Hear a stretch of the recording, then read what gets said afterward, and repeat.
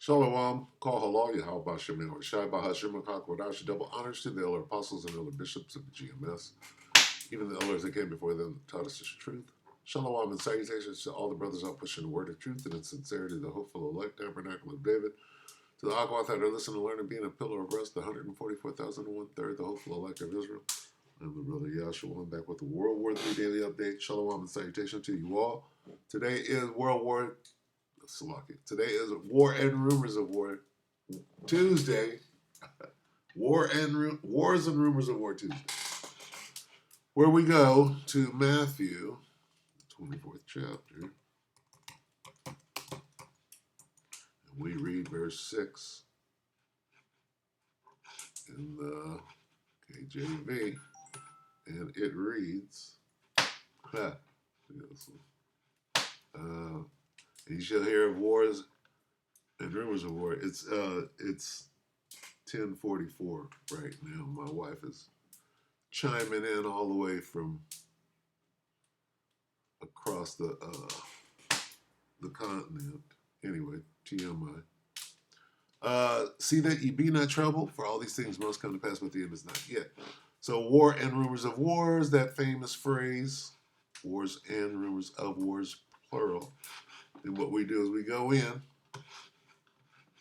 we read these different ones. There's wars and rumors of wars. Wars and threats. We got rumors and threats. We come down. Where's Aramaic? Looks like they took it out because they knew I was doing this. See, they do things like that to me. They do things like that to me. Now I got to come all the way down here and look for it. Where's Aramaic? Aramaic, right? Reports. Got rumors, reports, threats, and news right here. And what is it? Hold on. Let's see what news are. Right here, GNT, news of battles far away. So you got news, threats, rumors, right, and reports, right? Rumors, threats, reports. Gotta go all the way down here. Where do we go? Aramaic. Reports and news. And good news, right? Good news. Good news, news. News is in the good news. Anyway, so let's catch up here. Oh, Salakia. Guess I didn't get it yet. Let's go here. And let's catch up to this guy right here, Novara Media. And what is he talking about? Let's see if what he's saying is a rumor. Slow-moving progress. And yet, earlier this year, I think it was over the protests over the foreign interference law, you had one of the German ministers, perhaps the foreign minister or the finance minister, I can't remember, turning up in Tbilisi to address. So the question is this a report?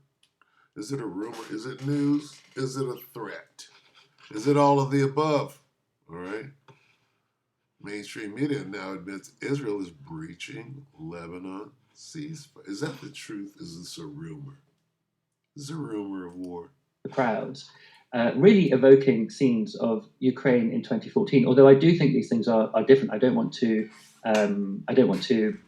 put them in the same box. But you can see how that sudden appearance of a member of the bloc, which is trying to attract Georgia into it, whether or not it actually intends to give them membership, turning up to encourage crowds who are protesting against the government. And that was also a Georgian Dream government, but before these last contested elections.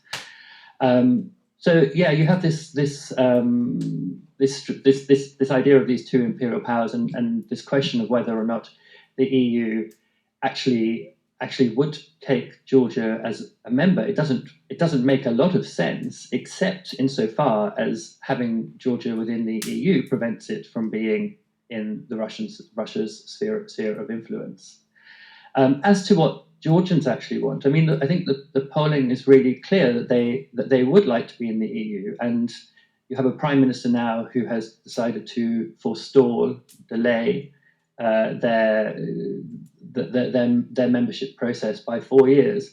And I think that the government itself has not given Georgian people much faith in the idea that that will be picked up again in 4 years, or even much reason for why they should accept this 4-year delay. I mean, they've talked about electoral influence or interference from the EU, but there's no real evidence of that, or they haven't provided any evidence of that.